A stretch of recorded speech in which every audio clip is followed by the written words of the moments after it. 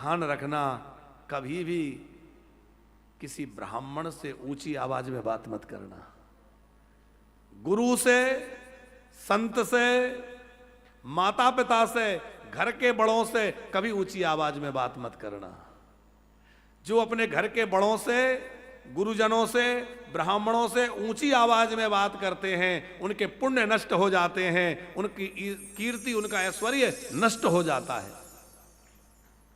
आजकल बच्चे जो है जवाब दे देते ना अपने घर के बड़ों को, बहुत अपराध लगता है इसका। कभी भी अपने घर के बड़ों को ऊंची आवाज में नहीं बोलना चाहिए। बड़े शिष्टता से, बड़ी विनम्रता के साथ उनसे बात करना चाहिए। कदाचित घर के बुजुर्ग, घर के बड़े, हमसे बड़े, हमारे माता पिता, अभिभावक नाराज हो रहे हों, डांट लगा दें, कोई बात हो जाए, तब भी अपने बड़ों से ऊंची आवाज में नहीं बोलना चाहिए। अब वो राजा ब्राह्मण से ऊंची आवाज में बोल गए, उनके पुण्य नष्ट हो गए। ब्राह्मण की गाय को उन्होंने दान कर दिया, विप्रधान हरण करने से उनके पुण्य क्षीण हो गए। दान तो करना बहुत अच्छी बात है, पर दान का अभिमान करना बहुत बुरी बात है।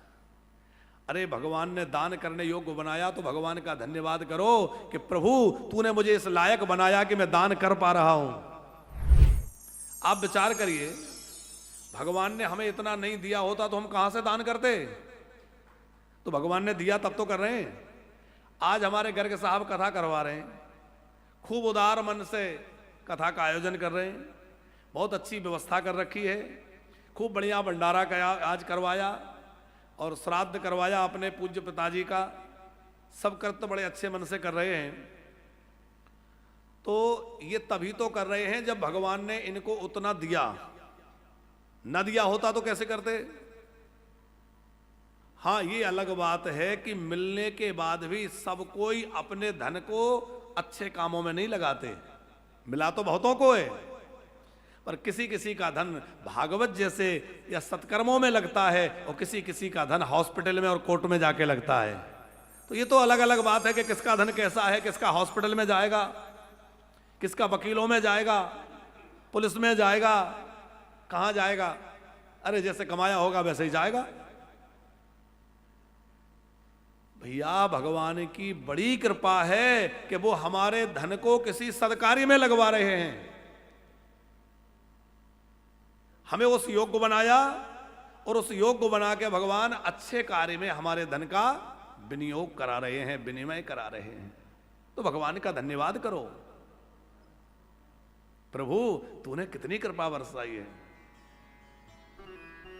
जो हमें यहां बिठाया है, हमें इस योग्य बनाया है। हमारा हाथ ऊपर है, हमें ऐसे हाथ करने वाला नहीं बनाया, हमें ऊपर हाथ करने वाला बनाया है। ये कृपा है कि नहीं। तो दान करने में अभिमान करने की बात है कि धन्यवाद की बात है। अरे प्रभु का धन्यवाद करिए।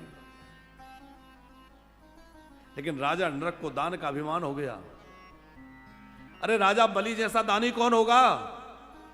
पर राजा बलि ने अपना सर्वस्व जो है वामन भगवान को दे दिया।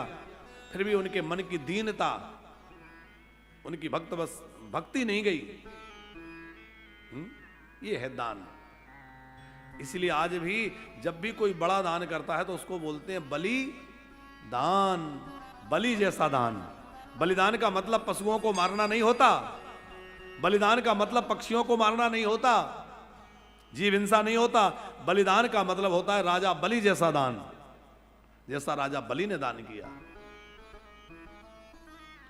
भगवान अपने बच्चों को समझाने लगे, देखा ब्राह्मण का धन यदि गलती से भी हम उपयोग में ले लें या उसका कोई भी प्रयोग कर लें। अब राजा नृग ने अपने उपयोग में नहीं लिया, पर राजा नृग ने उसको दान कर दिया। कि नाहम हलाहलम मन्ये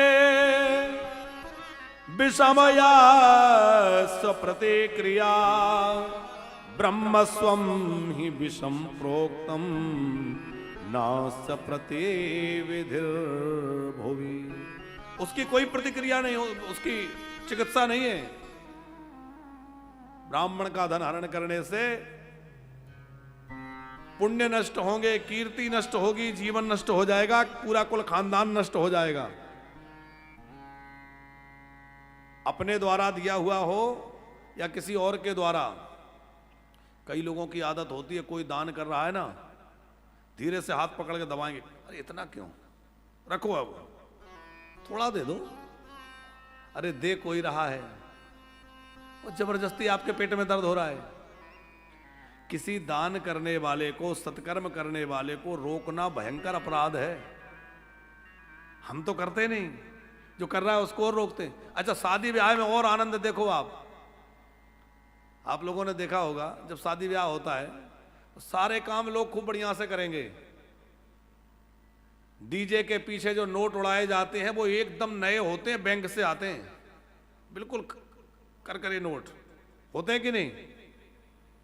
और पूरे टाइम ऐसी उदारता दिखाता है लड़का का पिता।